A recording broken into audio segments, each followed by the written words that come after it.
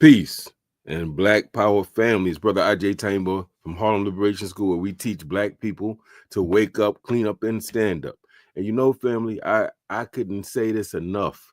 I was just telling my brother Rollo, I appear on his broadcast on his Facts Project show every first Monday of the month. Man, I was telling him, he's thanking me and bigging me up. I was like, man, let me tell you something. A lot of people don't have the opportunity in their lives to do what they were put here to do. And I feel like I've had that opportunity most of my life to really do what I feel I was put on this earth to do, and that is to speak truth to power, to educate the community, organize the community. So uh anytime I'm able to do that, man, I just feel really blessed, man. That's to me one of the greatest gifts in the world, to be in that position, to do what you love to do for the people you love, man. That's what's up. With that said, family, with Kusu, you know that means wake up, clean up, stand up. And with that said, I want to add that's the name of my latest book. And I have a new empowerment channel on YouTube, Agyei Tyehimba Empowerment Coach, or AT Power Coach, and you'll get to it on YouTube. I ask you humbly to subscribe. It's the place. Here we talk about political education, liberation, oriented things, but on this other channel, it's strictly devoted to us as individuals being better people, more honest with ourselves, our deficiencies, more transparent, more forgiving, more empathetic, less hostile, getting over our fears and maybe becoming more focused, these type of things. So I hope you come through, and I'm going to be doing book giveaways soon. So the people that are register or subscribe to the YouTube channel, that's the empowerment channel I have, I'm going to be doing giveaways with this book. And here at Harlem Liberation School's YouTube channel, I'm going to be doing giveaways with this book, Leadership, Philosophy, Ethics, and Practice. Now, all the promos being done, that said, today I am talking about a very, very important and relevant topic.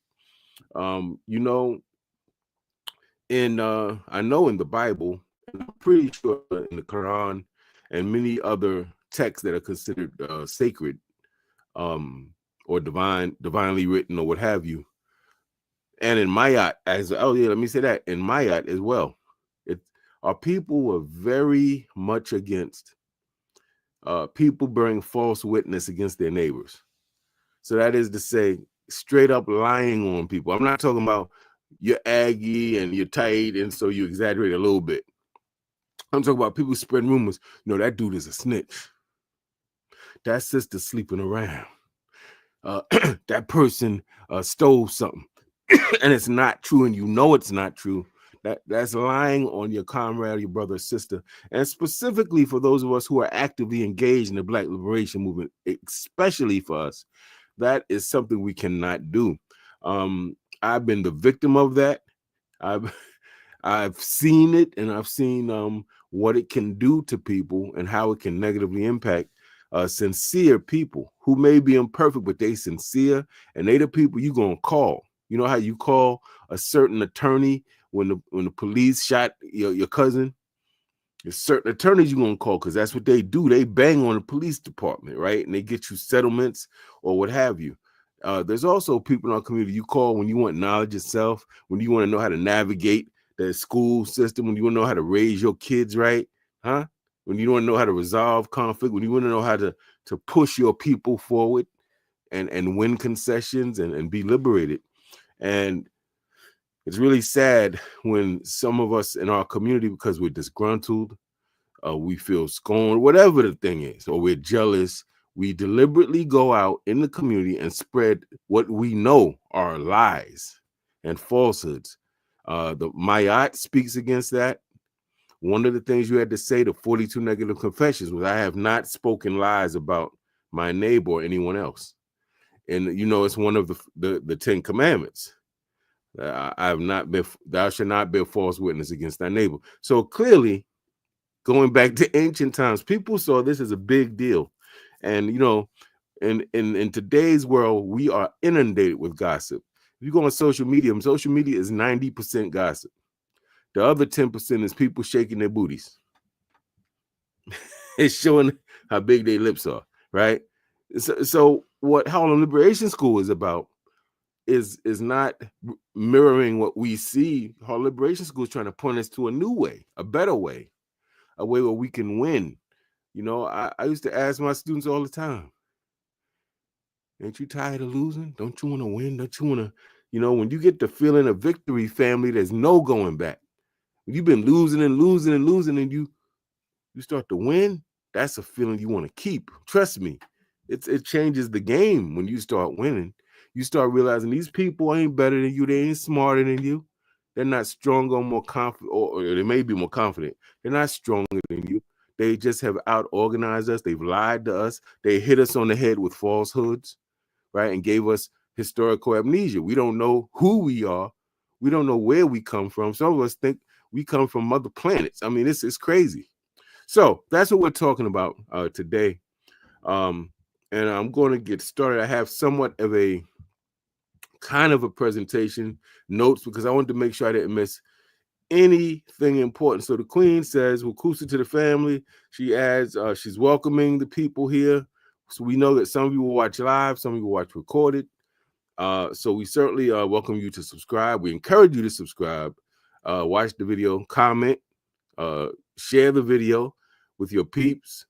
And certainly, if you come here in the live during this live discussion, we ask that you please, and we ask that you participate in the discussion. I would rather not this be all the time me doing like a college lecture. I would like it to be more engaging, which is probably why we're going to use some Zoom sessions so that we can have people live in the actual chat room with us, kind of engaging. That said, let me just make sure I got a few things up so you know who we are and what we're about. And let me get started. Okay, so today I have a crucial message as we talk about building strong and independent Black organizations and institutions. We must remember history has already shown us that our unity can be absolutely attacked. Cointelpro, a lot of us think ended in 75, 76, but Cointelpro is still in effect. And the Cointelpro, which was the counterintelligence program created by the FBI under the leadership of J. Edgar Hoover, it taught us that the greatest weapon that used to derail our movements wasn't always a gun, family, right? Sometimes it was the whispers, the lies, the seeds of doubt, and manufactured conflict that caused great and deep reservoirs of distrust in the community that broke up our organizations and derailed our movements. In fact, it's so bad, some brothers and sisters have actually left the movement because they were so tired of the BS they had to encounter from people who were jealous, wanted their spot, wanted to be them, but didn't want to do the work, and spread these malicious rumors about them. So this is a serious issue. I kind of want us to look at how we can use effective and appropriate and discreet communication as a tool of defense. Specifically, I want to address how we can maturely handle rumors, lies, misunderstandings, and smear campaigns within our movement. So I'm framing this. I'm not just talking about regular gossip in the hood. You know, we could run our mouth. We talk about all types of foolishness and nonsense that doesn't get us nowhere. You saw what she was wearing. You saw him. He fine. You saw this. Oh, you saw her butt. We talk about all types of foolishness. I'm not talking about that. I'm talking about the stuff when we go around and we say bad things about fellow activists, organizers, and leaders that are doing their best to help move our people forward in a way that's deliberately and intentionally ugly and designed to make people look upon them with disgust, dismay, right? That's what we're talking about. And what I'm saying is that there's some things we have to learn from the past, and there's a way we can develop a protocol. That's what I'm talking about. So that when people come to us with stuff like that, there's a way we can handle that so that those whispers and lies and, innuendos and all, don't proliferate, don't become exacerbated, and don't turn to a full-scale smear campaign. All right, so let's start here. First, we have to understand the threat. These are lessons from Cointelpro. The FBI's counterintelligence program, or Cointelpro, was designed to infiltrate, disrupt, and ultimately destroy Black radical or militant organizations in particular. It used things like deception, false accusations, manipulated communications to sow division amongst our strongest leaders. And if you think you so big and bad that you don't need to hear this doesn't apply to you, do understand, Malcolm, some of our greatest and our best were negatively impacted by exactly what I'm talking about, sowing division amongst our strongest leaders. So if you just think of the fact that when Brother Malcolm and Honorable Elijah Muhammad had their conflict, and you know how that ended for Brother Malcolm, Brother Malcolm was consistently calling to try, and we have recordings of it, family, right? He's calling and he's almost pleading. He's a very repentant spirit. He's saying that he apologized for anything he did. He's very complimentary of the Honorable Elijah Muhammad, and he's basically trying to create a climate where he can come back into the nation, right? We know that some of those phone calls were intercepted. We know this now. This was exposed in a Who Killed Malcolm X Netflix documentary. We know that Malcolm sent several letters, hand-wrote letters to the Honorable Elijah Muhammad, basically apologizing if he did anything in violation, basically saying that he loves him like a spiritual father. Everything he knows and everything he is as a man, he attributes to Elijah Muhammad. Very repentant, remorseful. And we know that those letters were intercepted. And we know that those letters had to have been intercepted by who? People on the street? No. They had to have been intercepted by people in the Nation of Islam that were working for the government. We need to be clear. So I'm not gonna say the Nation of Islam formally did these things, but there were agents planted in the Nation of Islam working for the government that did these things, right? So imagine what they're doing is exacerbating. You had people in the Nation of Islam that were in Honorable Elijah Muhammad's ear. Malcolm trying to take your spot. Dear Holy Messenger, Holy Apostle, Malcolm think he's smarter than you. You done raised him. You saved his life. Now he think he's the messenger. You ever had somebody do that with you? Trying to pit you against somebody where they come running, telling you these things like somebody's trying to compete with you. These little things. So the Honorable Elijah Muhammad had people constantly telling him about Malcolm bad things. And at first, my understanding is the Honorable Elijah Muhammad put it in perspective, said, listen, people are jealous of him. He's doing wonderful work, and I support that brother completely. But as time went on, that tactic proved effective. The Honorable Elijah Muhammad started having doubts about Malcolm, and it was distrust. And he started believing maybe this guy does want to be in the limelight, and maybe he is using me in the Nation of Islam. So it's very important we understand that miscommunication and smear campaigns are real, right? And it's important that we know that the government uses false informants to spread lies, to create a climate of distrust.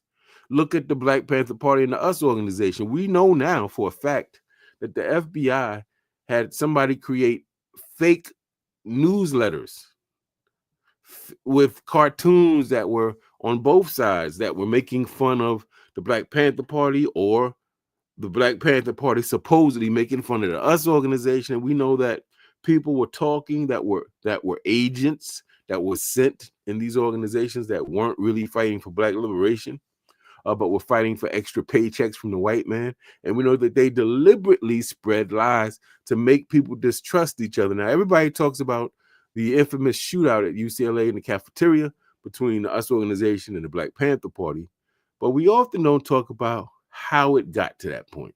How did it get to the point where 2 Black Panther Party members were killed, and they were killed by a member of the US organization? And both of these are supposed to be organizations in the Black Power movement fighting for freedom, justice, fighting for land and nationhood, fighting for us to be culturally reconnected to our motherland. How is that possible? It was possible because people came in our midst and spread lies, and they were bearing false witness against their neighbor and their brothers. That's how it was possible. So it's important we learn this, and we have to understand that these tactics are being used today, family. But we can fight back, not with paranoia, not with finger pointing. That's another thing the government wants to do, get everybody scared and start accusing each other. You turn inward on each other. He's the reason, she's the reason. That's the reason that we're not doing what we're supposed to do. But nobody pointing fingers at the white man. We pointing fingers at everybody but him, right? And that's what it's designed to do. Keep you confused, keep us fighting and bickering and all that. But I want to tell you that if we have intentional, clear, disciplined communication and protocol, we can actually combat that phase of Cointelpro. So let's talk about some principles of effective communication. I'm going to stop here. I'm going to get a sip of my tea because my throat is raw. I think I must have been really tired. My voice is raw. That's what's up. I'm going to stop. I'm going to see if there's any comments. Let's see. No extra comments. Okay. I'm going to continue. I want to get into some principles of effective and appropriate communication that we should employ in our Black liberation movement. Number one, we should seek truth before reacting or responding to information. Before believing or spreading information that someone gives us, we should verify its source. One thing I always ask people when they got something real big, I heard, I'd be like, okay, where'd you see that? What's your source? Right? Because depending on what the source is, we can almost say from the jump, that is most likely not true. And at best, it's confused, right? So it's important that that we fight misinformation because it's designed to play on your emotion. All right. So we got to respond with logic and discipline. Don't allow people to get your emotion. You know what so-and-so said about so-and-so? They're going to do this. Do you know how many times in the hood somebody has said that somebody so-and-so was trying to talk to so-and-so's girl, or so-and-so said something disrespectful to so-and-so's parent, or so-and-so, I saw them stealing. And it's all wrong.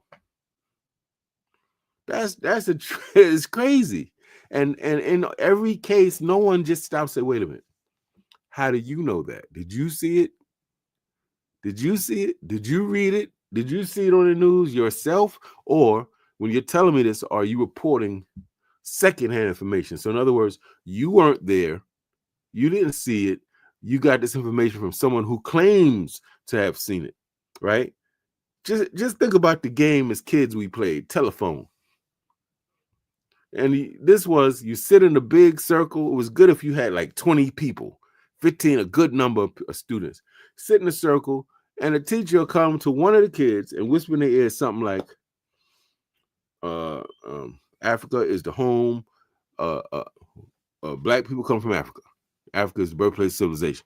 Spread that, and they're supposed to repeat it. So now, by the time they tell everybody else, Africa is the birthplace of whatever, by the time it gets to the end, almost all the time, the message is inaccurate. It might even be something opposite. Africa has produced no humanity. People mess the message up, right? That's kind of an analogy for what I'm saying. As information goes through more people, through more hands, through more interpretations, the message gets diluted and the message gets miscommunicated. Another thing, if somebody, the principle is confront privately, address publicly. So if you hear something negative about a fellow activist or organizer, or, I heard somebody got beef with you, Agyei. I heard they say if they see you, it's on site. Well, that's interesting. You say, you reach out to them. Before you go talking about responding, well, you tell them I'm going to know. You say, well, he or she didn't tell me that. They got my number. They got my email. They know where I live. They never came to me and told me they feel that way or have those ugly sentiments about me. So then what you might do, what you should do, is call, email, or visit that person and say, listen, someone came to me. And you don't go say the name of the person that came, because now they're going to have beef with the person. You see what I'm saying? It's these little things people got to understand. I hear people all the time talking very indiscreetly, giving information people don't need to know. They know every single thing you did, every place you went. They don't need to know that. My father used to say information on a need to know basis. If you don't need to know it, if somebody doesn't need to know everything you did all day, you shouldn't be telling them. Just out of GP, because the less information people have, the less they can misconstrue it, right? All right. Anyway, so what you do, if somebody supposedly has a beef with you, call them straight up. I do that. If somebody, I heard something about, oh, thanks, man, I'll call them right up. If I got their number, I'll call them. Like, yeah, what's up, man? Are we good? Because that's their opportunity. If there's a problem, that's their big opportunity to let it be known. And once they let it be known, that's not to say you're supposed to go fighting. It's to say that you're supposed to be, all right, what's going on? What's the nature of the problem? Let's talk about it. Because if you're for liberation, you want to resolve matters. You want to, and this, you can tell a lot about people. There's some people like to escalate it, keep it going. There's some people that's like, okay, you said something out of bounds. I did something out of bounds. Let's bring it. But some people don't want that. They like to fight each other, of course. And you just say, look, a lot of arguments get stopped if just one person does what? Stops talking. Stop talking. But that's so difficult. People keep going. It's like, yo, just don't say anything. The person is going to wind up they're going to wind up talking to and by themselves, and eventually they're going to stop. Sometimes we can't keep going with a discussion. It's going nowhere. When you see it's going nowhere, it's escalating. Somebody mature has to say, okay, I'm going to be quiet. I'm not going to continue in this. And then when it dies down, what happens is, if you do it soon enough, you don't allow opportunity to worsen the situation. You cut it short, and now people can relax, go do what they're doing, and maybe later on, they have time and space, and they can come back and now have a conversation, having cooled down. But if you let it keep going, somebody is definitely going to say something out of bounds. Somebody's going to respond, and it's escalated. And now it's more difficult to resolve it when you're trying to, right? So you confront the person privately. You see, you don't go, and here's another thing. You don't go up on the YouTube and the Facebook and all that and start detailing everything in an argument you had with somebody. You don't speak ill of somebody and name them. You don't challenge nobody to fights and debates and whatever, in these social media platforms, family. Because now what happens is, what used to be, I tell somebody something and maybe 20 people find out in the hood. With social media, you put that up there and hundreds and thousands of people find out, right? And then people choose sides, and depending on your relationship with said individuals, you might find yourself on the end of having to really watch your back, or you might find yourself, a bunch of people are doing knuckleheaded things, thinking that they're defending your honor. So it's very important that as soon as you hear somebody supposedly got beef or said something about you, don't get mad, don't jump to conclusions, because that may be wrong. Go to them directly. And if they're a halfway decent person, they'll say, brother, I didn't say that, man. I got nothing but love for you. Or they'll say, well, I did say something about you. It wasn't that. What I said was, I didn't say I didn't like you. I said I didn't like what you said when you said this. And now y'all could resolve that, you see? Also, I think it's important to clarify your intentions. Sometimes conflicts arise from simple misunderstandings. So something, I'm now an empowerment coach. I'm working professionally to help people be better and do better, to be more successful, to not just talk about what they want to do, but to do it, right? To set and achieve goals, to overcome fears, to become more focused, to stop squandering their time and money, all these things. And one of the first things coaches, real good coaches, understand is you don't come with a lot of pontification. In other words, you don't come with a lot of this is what you do, this is what you do, this is what you do is you come with questions, because understanding a person and seeking to understand them in and of itself models a beautiful thing. The person is thinking, wow, there's no attack. They want to know how I'm feeling. They want to know what, I'm a coach. I'm not going to say, oh, this is what you do. I'm going to say, what are the areas of your life that you struggle with? And they're going to say, oh, it's hard for me to focus. Or I'm easily distracted, man. And I'll have this list of things to do, 5 things to do, and I'll get only one of them done because I'm always picking up the phone, or I'm always turning on the show, or whatever, or going into social media. I get distracted easily. Somebody else may say, oh, my thing is procrastination, whatever. But I don't go just tell them. I find out. As they see it, what are the things they struggle with? What are the things that you want to achieve? When you say you want to be a better person, how does that look to you? Right? Now, I now have an ability to know what their needs are, what their challenges are, and what type of transformation they want to realize or achieve as a result of my working with them. You see how that makes our partnership a lot more productive, as opposed to me just bringing out a bunch of worksheets and say, do this and do that. I have tools. So depending on what they tell me, I say, oh, okay, we're going to dealing with distractions, or we're going to deal with, you have toxic thoughts. Your self-talk is negative. So we're going to deal with negative self-talk and toxic thinking, whatever. Right.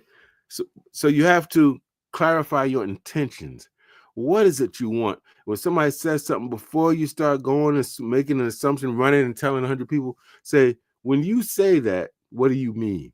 It's one of the most best signs of intelligence is when somebody asks questions.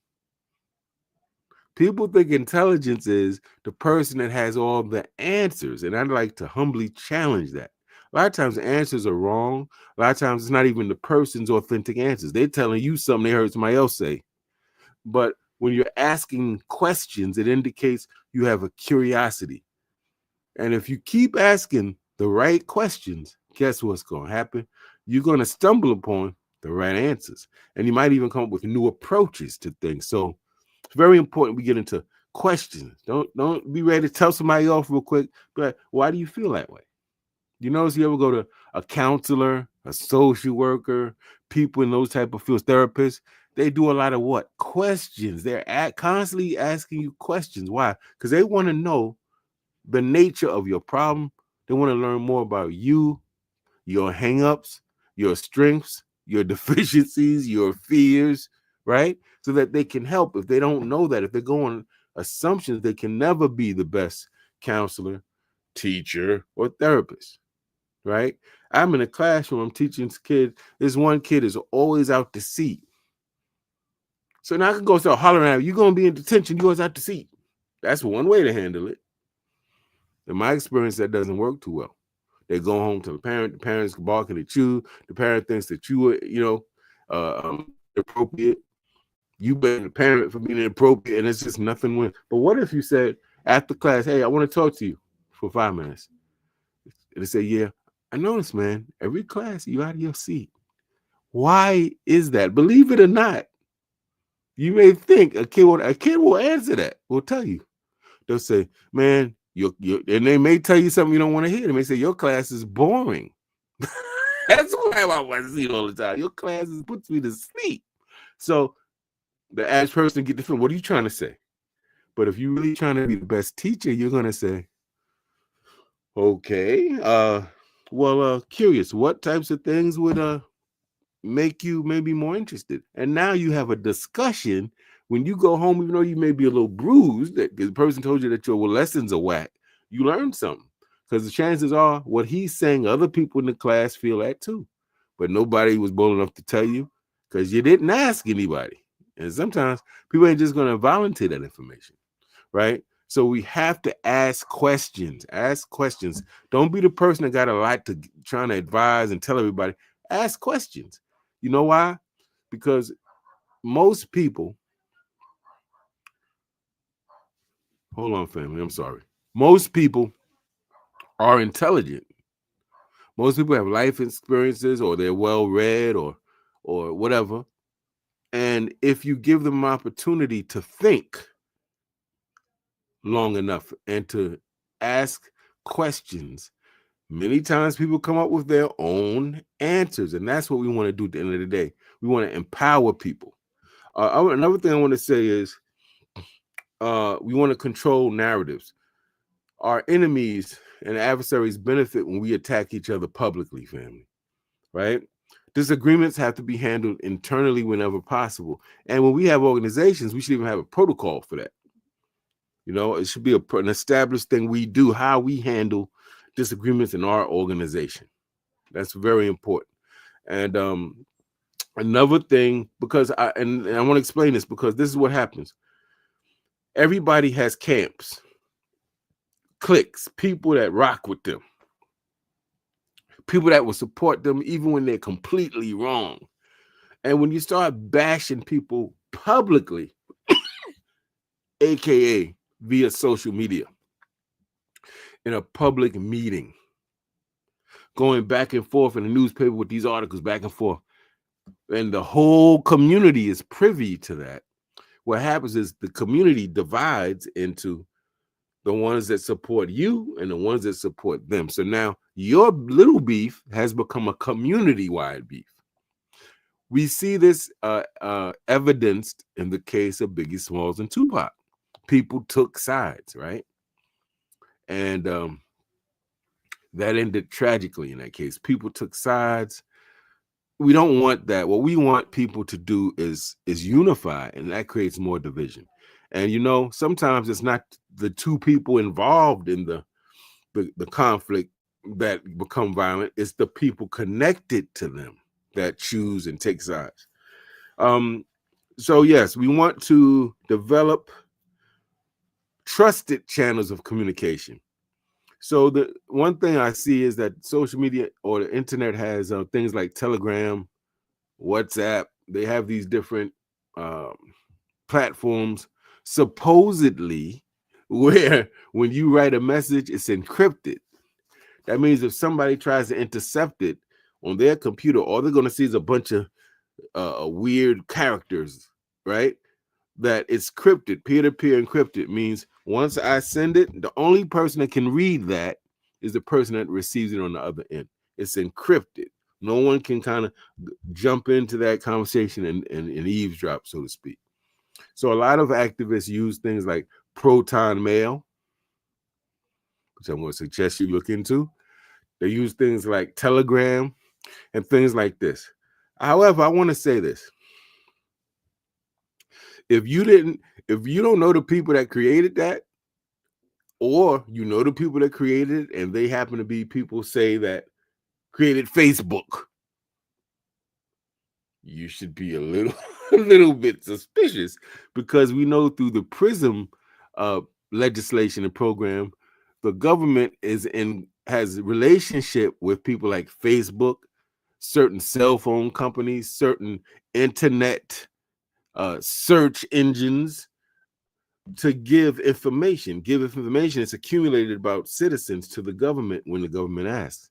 So that means just because they say it's encrypted, you shouldn't assume that it's encrypted, or you should not assume that any of the things they say about their programs are completely true, because you didn't make it. And many times the people that are behind those things are behind the social media platforms and cell phone companies and search engines that we know for a fact sell our information. So how can you trust that their product all of a sudden is confidential, right? So we have to start developing trusted channels of communication, right? So that you may notice that the president supposedly has a special phone, right? That only he answers, that only certain people have the number to, and it's completely clean. No one presumably can listen in on that line. That line is heavily guarded, I guess, with the latest technology, right? Because they know certain conversations you don't want other people, particularly, let's say, members of the press or agents of an enemy nation. You don't want them to know what you're planning to do, what your thoughts are on certain things, right? So we have to start thinking about how do we develop trusted channels of communication where when we're talking privately, it is in fact private, right? And not something that people are eavesdropping on and then going back and reporting. We need to develop conflict resolution strategies. Our movement has to have a framework for resolving disputes that does not involve public feuding, social media arguments, right? We need to have mediation committees. We need to have a council of elders that may intervene on behalf of people who are arguing and ready to fight or kill each other, that can help prevent such things from happening. It's important to keep our eyes on the bigger picture. So when we focus on our personal grievances, our personal issues, sometimes we can lose sight of the larger mission. You know, I want you to think about this. This is something that may have happened to many of you. You were in a relationship. It didn't work out the way you wanted or the other person wanted. You moved on, they moved on. One of you didn't really move on, still got feelings, tight, feeling kind of tight. The other person moved on. So now you, instead of being able to say, you know, I still have feelings for this person, I'm going to have to work through that. What you do is say, I'm going to go spread poison about that person. I'm going to ruin them. I'm going to say things because I know that they're respected in this particular arena. Let's say leadership, whatever. So what I'm going to do, I'm going to say, yo, that person steals. They smoke crack. They sell drugs on the side. They got a whole whorehouse of women that they prostituting. Yeah, they down with human trafficking, man. Listen, yeah, you're faking for. He didn't go to them schools. Nah, man, fake certificates. He bought them. I was there with him. Right? Everything they could do so that they're intentionally trying to create a climate where people don't trust this person, this activist who may be a great sister, highly informed and very efficient, is now rendered useless because nobody trusts her. It's very important if you're in the movement that you can't do that, even if your feelings are hurt, even if you scorned, even if you feel betrayed, disappointed. There's things you don't do. You don't cross those boundaries. You don't do that. I want you, and you know who modeled that? Brother Malcolm, man. So Malcolm X essentially gets kicked out the nation. The nation has never admitted it, right? He just left. Well, he left because he kept saying, when am I off of suspension? Nobody's telling him. It's indefinite. So he starts to get the notion, hey, okay, I'm never getting back. So he leaves. But his leaving was a forced decision, right?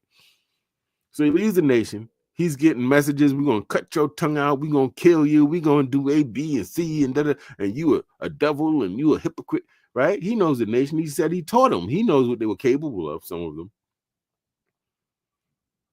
And bombed his house, took his car that was in their name. I mean, this man doing all this work, he barely got money in his bank account to show for it.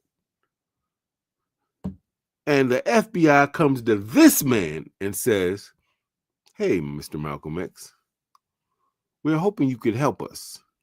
He's like, help you what? They're like, they give us a little information. What information? You know, how many people in the Nation of Islam, what their money flow, their income is like. Are there any problems we should know about? You see, the enemy assumed that because he was scorned, that he felt betrayed and was personally hurt. He gave 13 years of his life to this organization, 12 or 13. And now he felt like they betrayed him. So they felt he's ripe, he's easy pickings.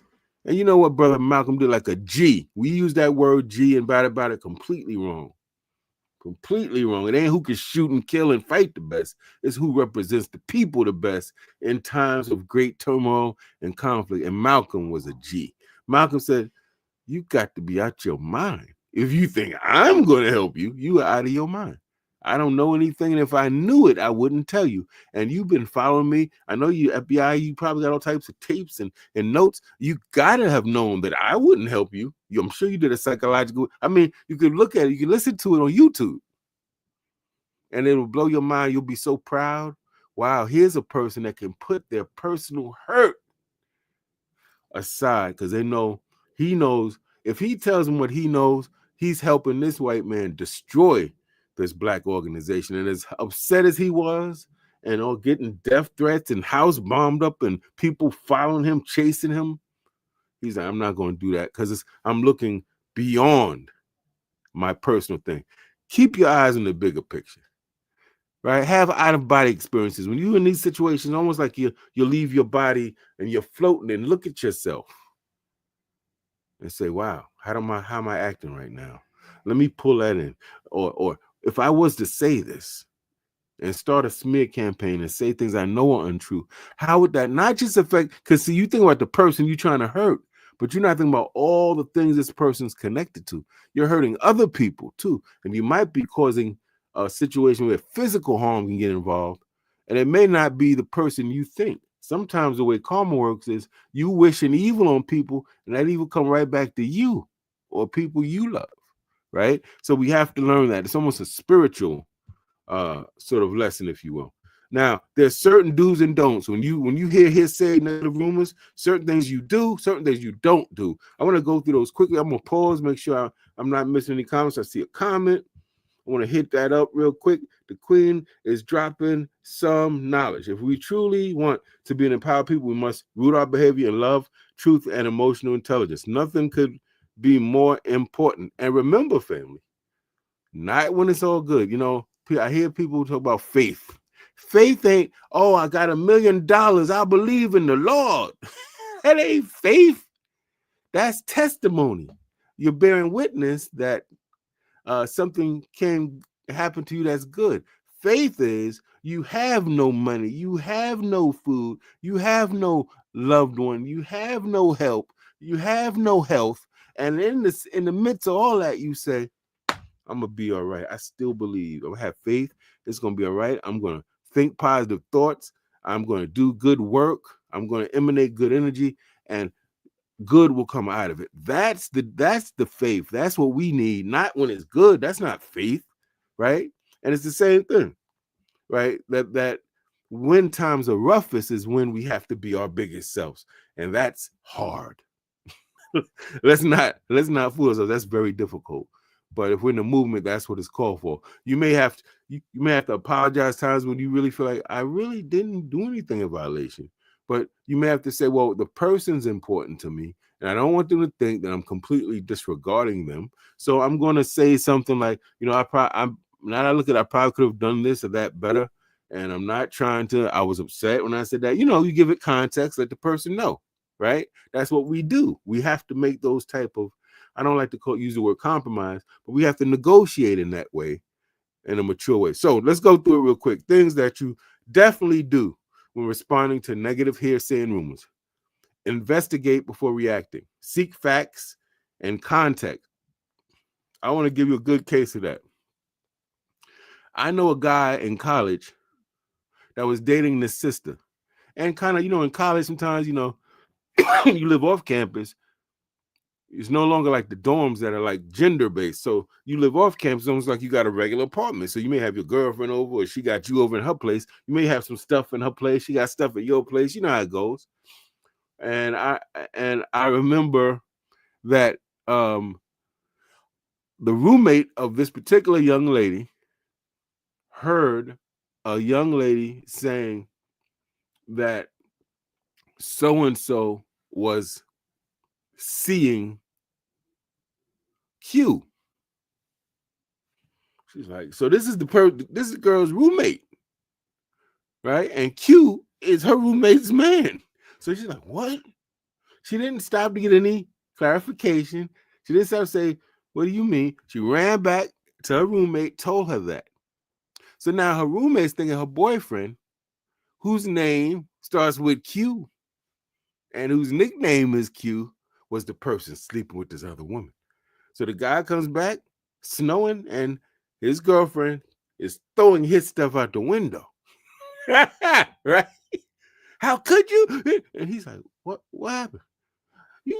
This girl, what are you talking about? Oh, she's sleeping with Q.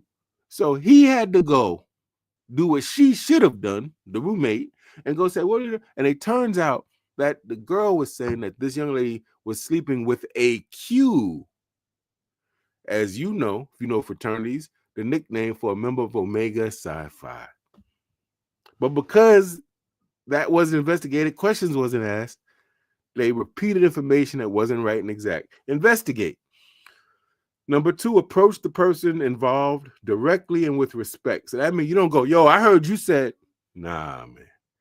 Say, listen, man, I'm hearing this and that, and I don't want us to have beef. I respect you. So what's going on? Do we have a problem that I should know about? If so, maybe we could work it out. 3, encourage open and honest dialogue. You can be open and honest without, let's say, insulting, yelling, throwing jabs. That's hard when you're mad, but it's possible. I would say redirect conversations back to the movement. Remember, I'm framing this not just in street gossip that people do all day, every day. I'm talking about the type of lies, rumors, suggestions, and hearsay that's designed to create division in the community and disrupt organizations and our movement. So when it's two movement people, activists, you got to be able to be like, you got to know that the enemy very well could have put this out there. This person could not be who they appear to be. This person might be working with our adversary, and that's very possible. So you got to be saying, yo, man, no matter what our beef is, remember, we with these two important organizations are people, love, and respect. And if we out here beefing, that's going to hurt our community, man. It's going to make our community more vulnerable. People are going to start coming to your meetings. They're going to start going to my meetings. That's not good for anybody. So let's agree to in public to keep things cool and respectable. And if people ask us, you got beef with, you defer. You say, nah, I never have. You tell them, nah, the party line's not real good. That's a rumor. You're going to spread a rumor, spread good rumors. How about that? Nah, we good. We talked it out. Ain't nothing wrong. You understand? Also, it's important to encourage a culture where constructive criticism is welcome, but gossip is discouraged. I'm going to take a sip on that. That's powerful. Constructive criticism is welcome, but gossip is discouraged. You know, what people was wearing, who's cute, who ain't brushed their teeth, all that's gossip. You start talking about, I'm noticing people aren't coming to our meetings. And I think it's because they're 4 hours long. And I think it's maybe because there's no food there. And this is during the time people eat. I think we need to address that. That's constructive criticism. You talking about somebody's toes is curled up and they pits smell and the teeth was crooked and they that's different. That's gossip. And it should create a culture where you tell people straight up, brother, sister, no disrespect. We don't gossip. We don't. It just causes problems, and we rather not put that type of energy out there. And people will respect that. Now it's funny because people be up in the church gossiping. So in the mosque, right? So at the funeral, right? So gossip is second nature, but we can create a culture where we say, I know what y'all do there, but here we don't do that. Because in our community, that gossip has gotten people murked. That's real talk, right? So we want to do that. Also, we want to address misinformation with facts, not emotions. Somebody says, "Oh, you did it," and they come with emotions. You should be able to say, "Wait, let's deconstruct it." Yes, the meeting was long, but it didn't end. It wasn't 4 hours. We have a log here that the meeting was 1.5 hours. Boom, facts. No, we didn't have an 8-course meal, brother, for the meeting attendees, but we did have finger foods. I don't know if you remember that. We had cheese and crackers. We had some grapes. We had some juice and some waters. So no, it wasn't like you went to the restaurant, but we did keep the needs of our people in mind. We did have some type of nutrition, sustenance for them, right? It's important to show solidarity. When I gained enormous respect for a brother that I actually, have some critiques of, Suge Knight, when he was on this documentary about P. Diddy and all the stuff he's going through and accused of doing. And this is a guy that supposedly these two never got along. I believe that well, I'm not going to get into that. So they didn't get along, and that's kind of known in the hood. But when the white commentator of the show asked Suge Knight, well, what do you think about this? And everybody expected Suge Knight to go on P. Diddy. He said, well, I don't like to kick a brother when he's down. I don't like to rush to judgment. I don't want to, he showed great empathy and great restraint that may or may not have been how he actually felt. Maybe in his little circle of people, when they got some trees and a little liquor and they by themselves, he might have said, yeah, good for him. I don't know. But what I do know is I was really proud of how he handled that. He did not allow this guy to come in and also be a little wary of the people that's always coming in and what do you think? You heard? What do you think about that? Why you want to know what I think? Why is it with you? It's always you're introducing something scandalous like that. What's that about? Right? Are you working for somebody? Are you getting a check to come in here and constantly put mistrust and negative energy in the group? Right? So show great maturity and discipline. And even if someone is coming to you and talking about a person you don't like in the movement, but they putting in that work and you say, look, man, I don't think so-and-so would do that. I don't know nothing about it. Show solidarity. You don't know if they did it or not, but at least don't go supporting it and go spreading it or saying good for him or her. That's what they did. Nah, that's not the type of energy we want. Right? So show solidarity even when you defend fellow or even rival activists. All right? That goes a long way. I know that personally. That goes a long way. Don't spread rumors. If you wouldn't say it in front of the person, don't say it behind their back. I know mama taught you that. I know I was taught that. If you wouldn't say it to their face, don't say it behind the back. And I want to include, if you wouldn't say it to their face, don't type it and put it on TikTok in a video, in a song, or put it on social media. Don't do it. It can come back and it creates a lot of division. It exacerbates already existing division. Do not assume guilt based on accusations alone. It's really disheartening when somebody you thought was a friend or a comrade, somebody goes to them and tells them something really ugly that you did, and they believe it, and now all of a sudden they're not talking to you. They agreed to do something with you. Now they're not, and you don't know what happened. What happened? We supposed to be doing this, and the person disappeared. Or you're trying to reach out and they're not answering the phone. You're like, whoa, what happened? And you come to find out through another source that someone has been going around putting a smear campaign against you and been in people's ear and telling them things. What you want is people to be able to be like, nah, you know what? Just because you saying it don't mean the person did it.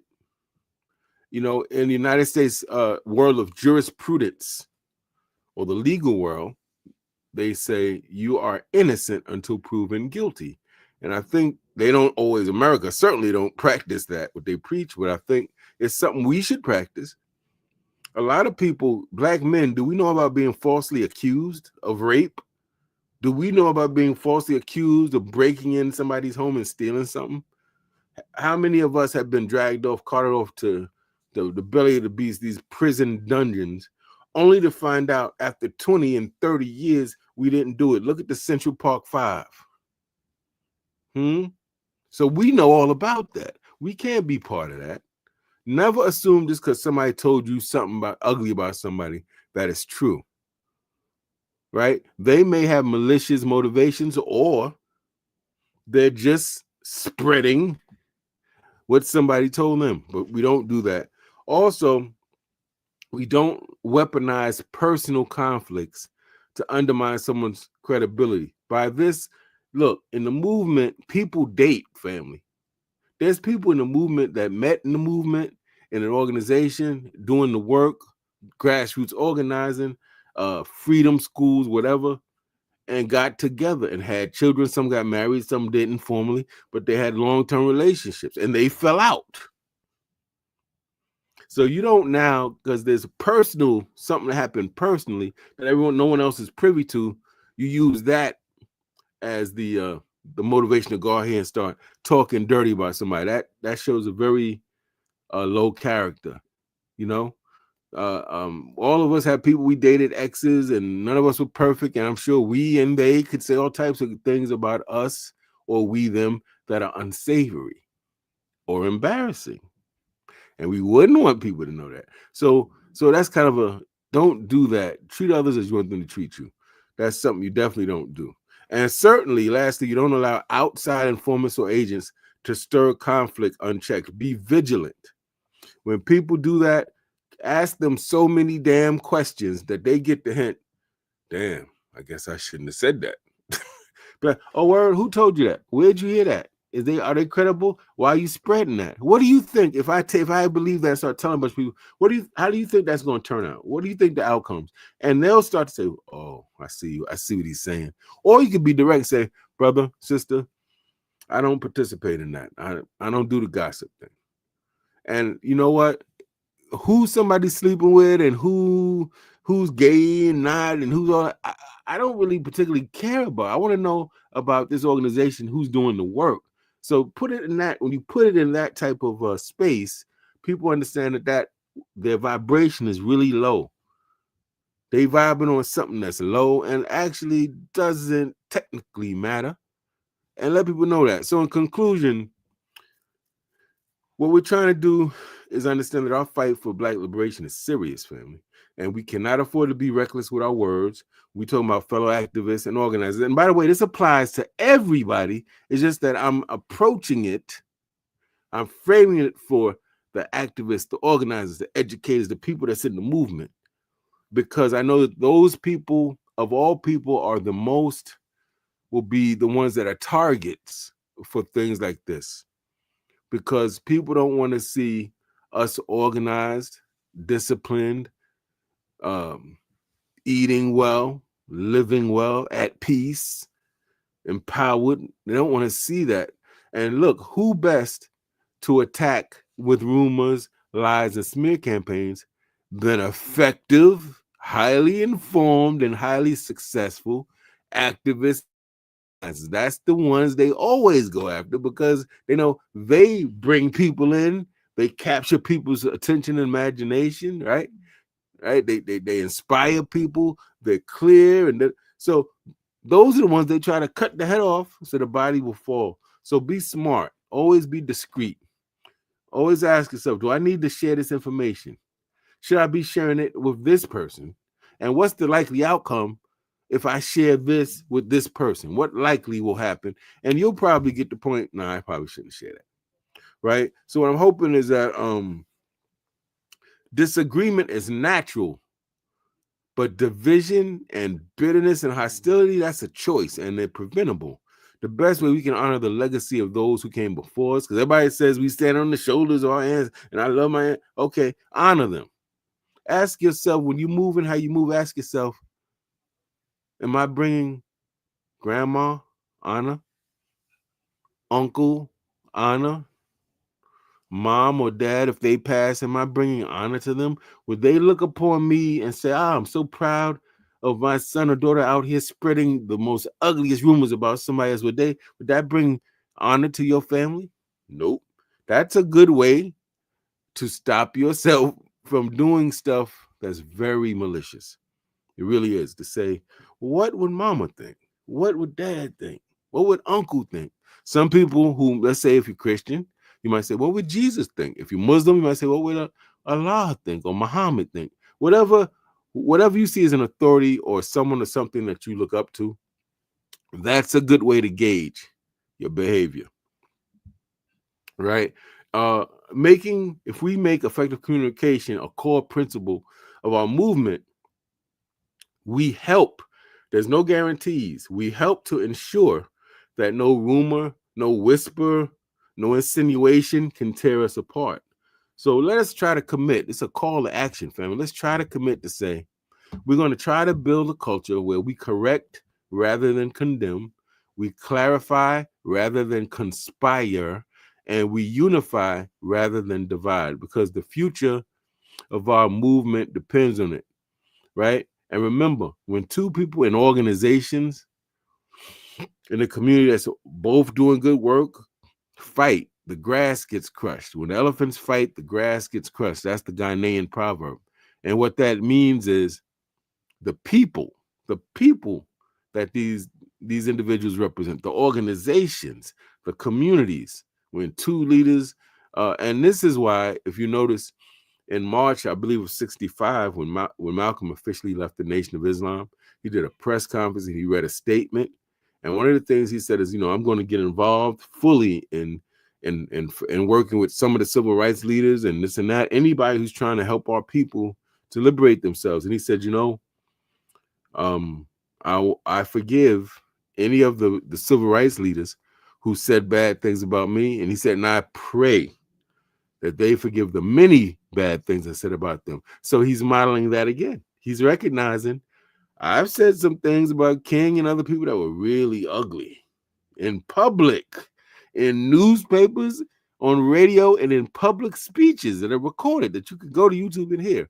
And he realized that was not right and exact, right? So that's what we're saying today. The future of our movement depends on our ability to exercise maturity, discretion, and discipline. And so, family, as always, I thank you for your time. I hope I didn't go too long. Just wanted to make sure that I didn't miss any of the major points. And certainly, family, I want to tell you, we've been doing these shorts on the channel. And the last I checked, we did a short with our late, unfortunately, great writer, novelist, and intellectual, Nobel Prize winner, Pulitzer Prize winner, Toni Morrison. When she's talking to Charlie, I think his name was Charlie, whatever, and she's breaking down the psychosis of racism. And that little video has over 900, it's closing in on 1,000 views. Family, I want you to please go to our channel, hit that subscribe button. As the Queen says, once again, family, please subscribe and like the video.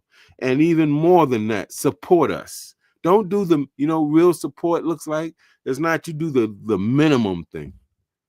Do the maximum. Do the maximum that you can do.